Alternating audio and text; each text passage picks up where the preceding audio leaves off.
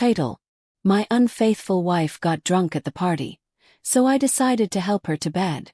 When I leaned in to kiss her, she said, "Leave me alone, Clark. My husband might catch us, and there are visitors in the yard." After that, she passed out.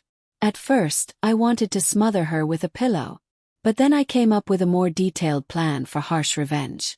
Chapter 1: The Wrong Name.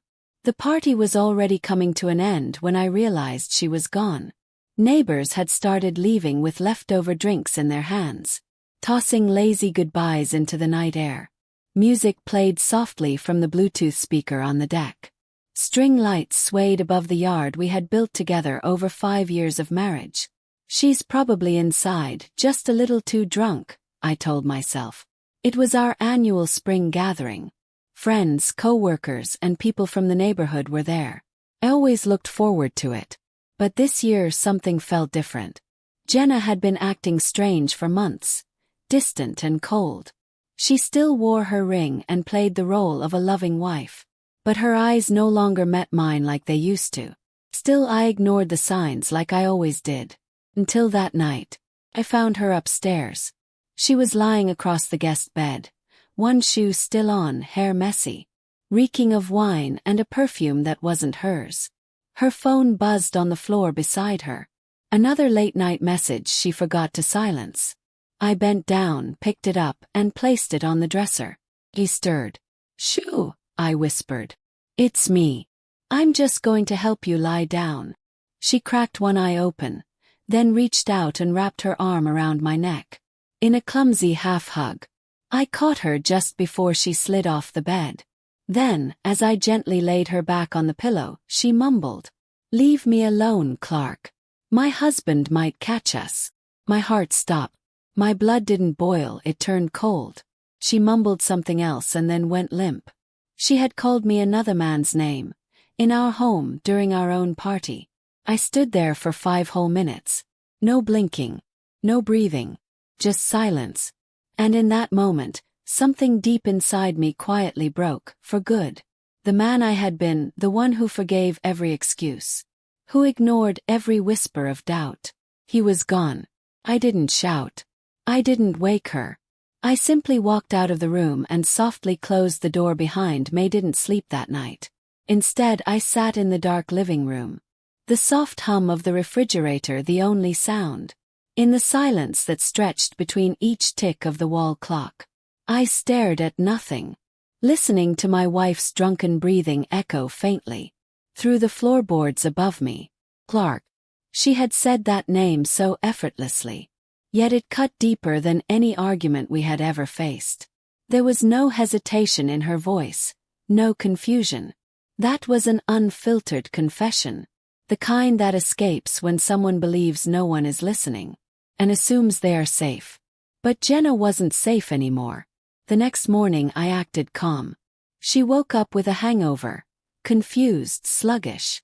How'd I get to bed? Did the party go on late? Ugh, my head is pounding.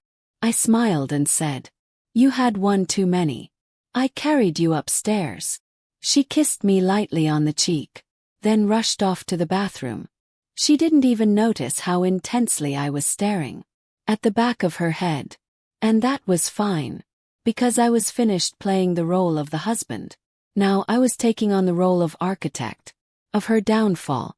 Step 1: Clark. I didn't confront her. I didn't question her. I simply started investigating. And it didn't take long. Clark was real. He was married. He was one of our mutual friends, a colleague from a client project she had been working on for over a year. He had been to our home. I had shaken his hand. I had offered him a drink while manning the grill. Found text messages, hidden chats on WhatsApp, password-protected photo albums. But I didn't stop there. There were hotel receipts, gift purchases, rideshare logs. She had tried to be cautious, changing contact names, using private browsing. But I had spent years working in data compliance.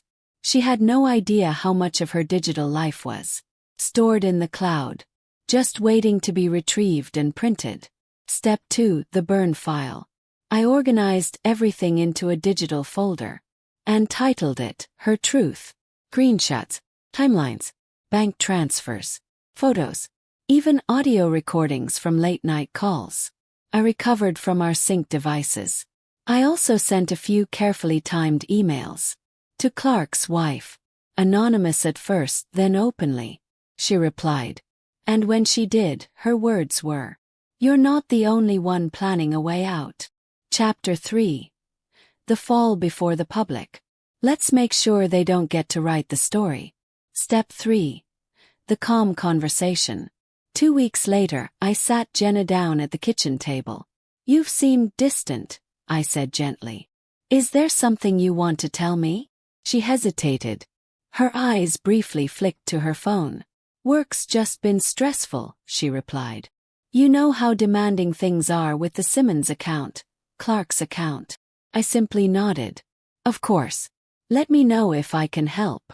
She smiled like she still believed I was the safest, most trusting man in the world. 2 more weeks passed.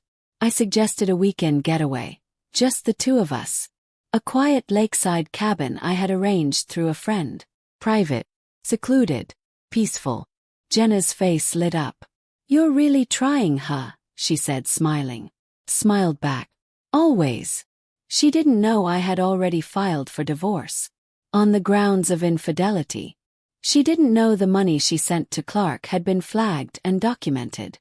And she certainly didn't know that Clark's wife, Maria, and I had been secretly meeting, twice a week, strategizing a coordinated plan that would collapse their little fantasy from both sides. The weekend retreat was real.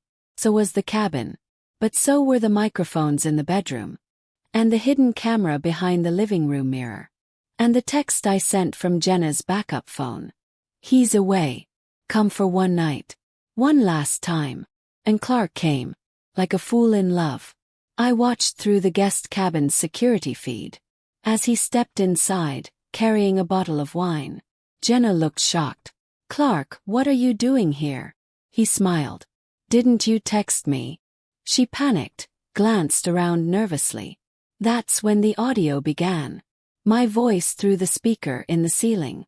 "Hey, Clark. Jenna. Welcome to the last night you get to lie without consequences."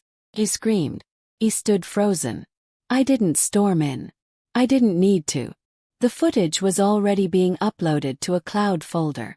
Set to automatically send to Human Resources at Jenna's company. HR at Clark's company. Clark's wife.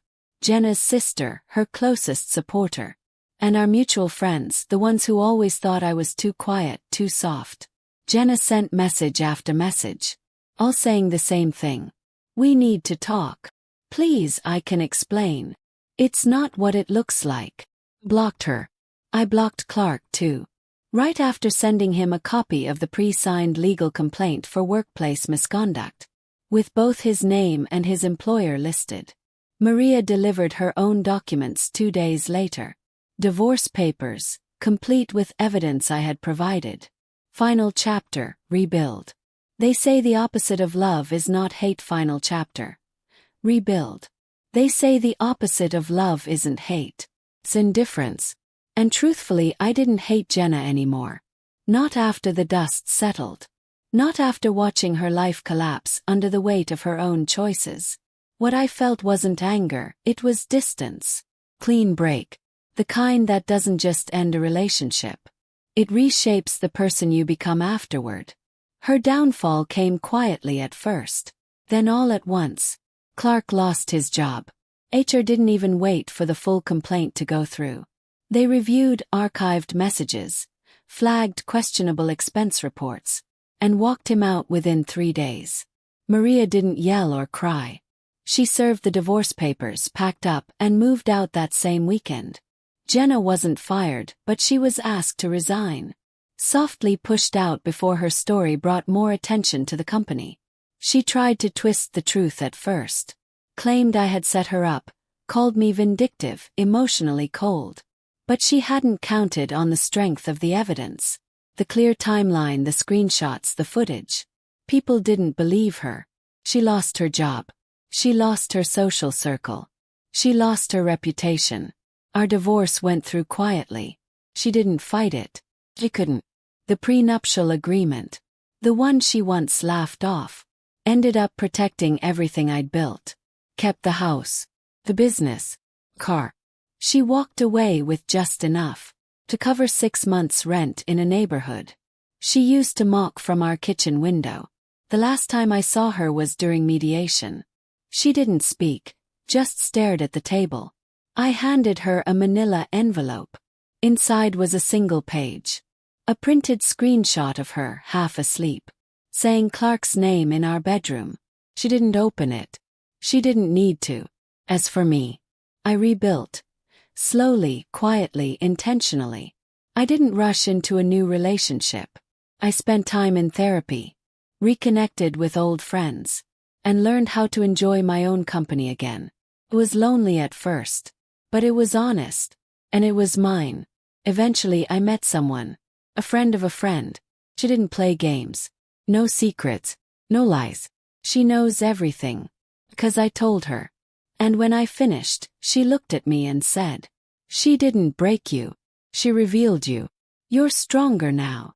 The lesson: never react in rage.